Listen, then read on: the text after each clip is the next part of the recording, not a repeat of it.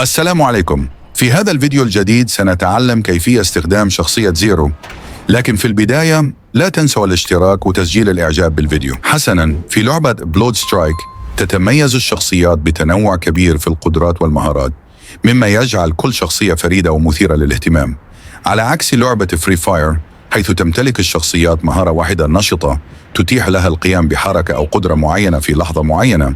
تأتي شخصيات بلود سترايك مع مهارتين نشطتين، مما يمنح اللاعبين مرونة أكبر في وضع الخطط والاستراتيجيات أثناء اللعب. هذا الاختلاف يجعل تجربة اللعب أكثر عمقاً وتحدياً، حيث يمكن للاعبين تنويع أسلوب اللعب بحسب المواقف والخصوم.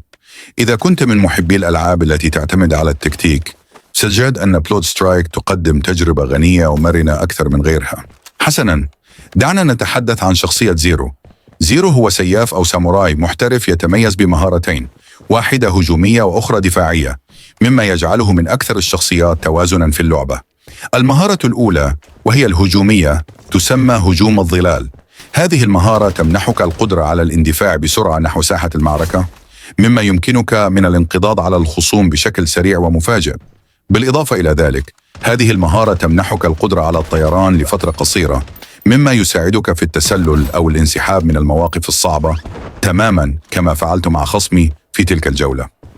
هذا التكتيك يجعلك تسيطر على مجريات المعركة بسهولة وسرعة. أما بالنسبة للمهارة الدفاعية فهي تسمى سيد السيوف. هذه المهارة قوية جداً وتعتبر حاسمة في معارك المواجهة المباشرة.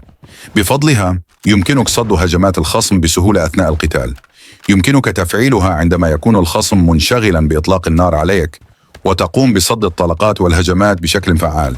وعندما ينتهي رصاص الخصم تكون قد اغتنمت الفرصة للهجوم. هذه المهارة تعطيك الوقت لتوجيه هجوم مركز على رأس الخصم، مما يتيح لك إنهاء المعركة بسرعة وبطريقة حاسمة. لكن عند استخدام مهارة سيد السيوف يجب أن تكون في قمة التركيز والسرعة، لأن أي تشتيت بسيط قد يؤدي إلى فقدان السيطرة على الموقف.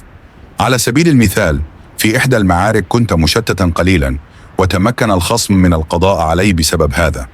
لكن لا داعي للقلق، يمكنك العودة إلى ساحة المعركة، استعادة نفسك، وإمساك القناص للانتقام من خصمك. هذه اللحظات التي تعتمد على التخطيط السريع والانتقام هي ما تجعل بلود سترايك لعبة مليئة بالإثارة والتحدي. في تلك اللحظة تعرضت لغدر مفاجئ من شخص كان يترصدني من أعلى عند المروحية. لم أكن مستعدا لهذا الهجوم، حيث استغل موقعي المكشوف وانشغالي في المعركة ليسدد ضربة قاتلة. رغم ذلك، مثل هذه المواقف تعلمنا أهمية الحذر والانتباه لكل زاوية في ساحة المعركة. واو، لقد تم ترقية إلى المتفوق الرابع. هذا جميل جدا. لا تنسى الاشتراك وتفعيل زر الجرس. أخي العزيز،